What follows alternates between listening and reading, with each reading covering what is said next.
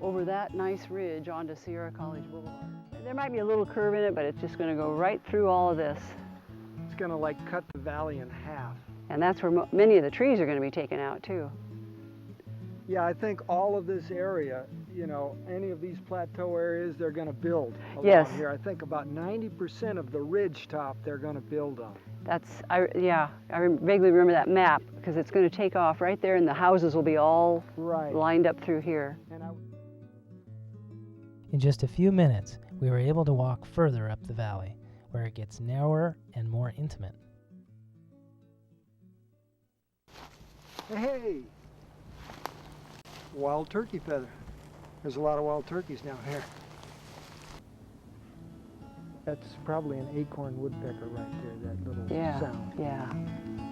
So this is the northern end? This is the northern boundary, all the way across here. And it's as far as the Clover Valley that we're trying to preserve, it's the narrowest part of what we're concerned about. When we look at it on the map, it looks like a straight line. Well, that certainly doesn't seem like a straight line. Okay. Does it to you? Unfortunately, all around us we are reminded that this beautiful and tranquil place is not a park. In fact, like Bickford Ranch above it, it is scheduled for development unless something is done. Bickford Ranch subdivision, right above Clover Valley, will cover hilltops with houses, forever changing the rural nature of the surrounding area. See the ridge top, the ridge line over there looks like 4 vehicles. Yeah, I see the big white just to the right, and there's a clump of trees that crowns over the whole thing. That's on the other side. All that has been clear cut.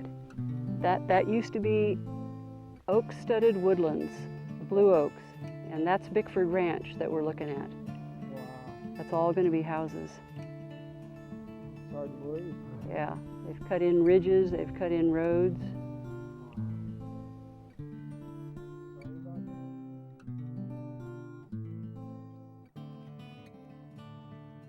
Looking back towards Sierra College Boulevard, Ken was able to take pictures of the Clover Valley Golden Hills area.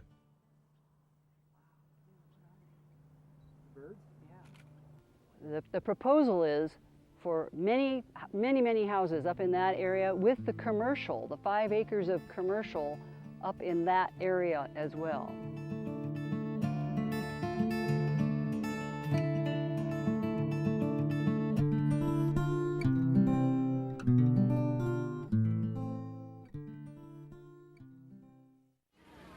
People move to Rockland because they are proud of the natural beauty and sense of community.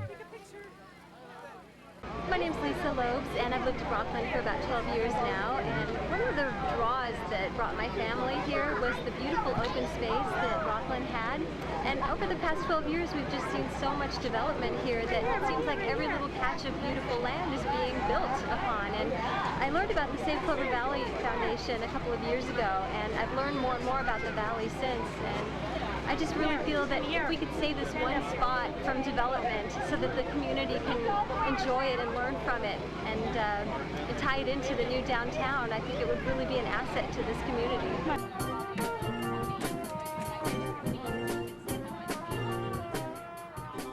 At the Rockland Jubilee, grassroots activism speaks out. We need to save what little natural areas we have left. Save Clover Valley. When do we want it? Right now.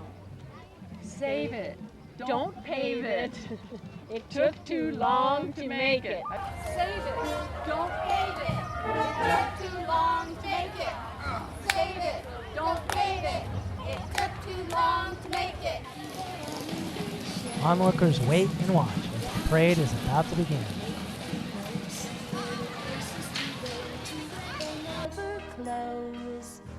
Downtown, just listen to the rhythm of a gentle bossa nova. You'll be dancing with them too before the night is over. Happy again. The lights so much brighter there. You can forget all your troubles, forget all your cares. So go downtown, where all the lights are bright. Downtown, waiting for you tonight. You're gonna be alright now.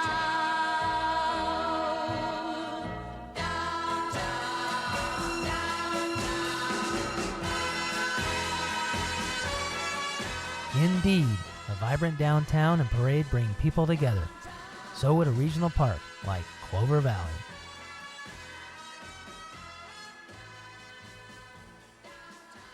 And you may find somebody kind to help and understand you. Someone who is just like you and Ridge of Clover Valley. That actually is not what you're seeing up there is Loomis. Okay. So that's not actually a part of the 622 acres that we want to preserve. The next day, we decided to visit the Golden Hills area, which we had seen across the valley the other day.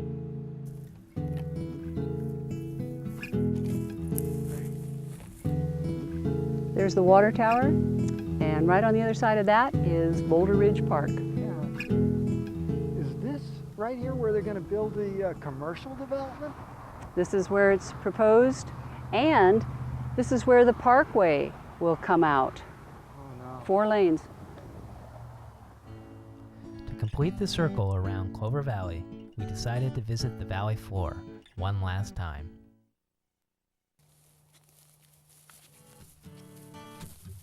Early the next morning, we hiked into the valley floor to ponder the Native American presence and to hopefully see some wildlife.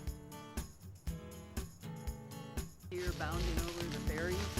Look at how the light is just now starting to be in half of the valley.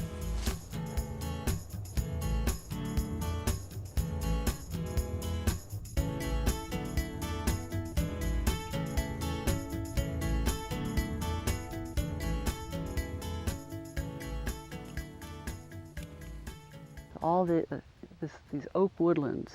Just imagine the number of acorns that they could process. And the salmon and the steelhead probably Yes. came all the way up here Yes, as well. right. I think that stream, Clover Valley Creek, that was a big part of their lives. If I was a kid, you'd be running back and forth, jumping on the rocks, and looking for frogs. A lot of things for a kid to do in this valley. Oh, yeah.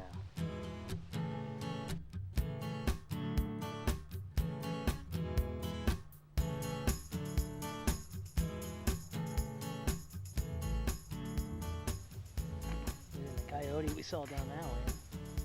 Coyote on the rock, sunning its, I yeah. wish we could have seen him closer. Yeah. He looked pretty big. Yeah.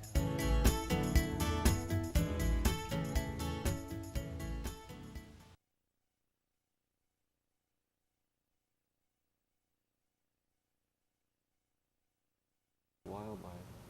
And just seeing the deer there, and I'll bet you could do the same thing in half a dozen different places.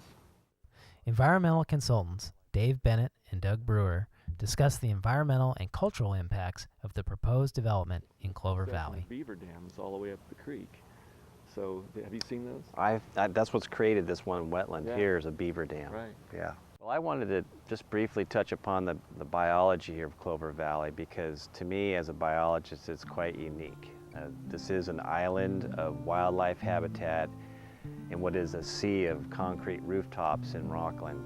What we have here is one big habitat unit, a complex mosaic of oak woodlands, riparian forest, willow,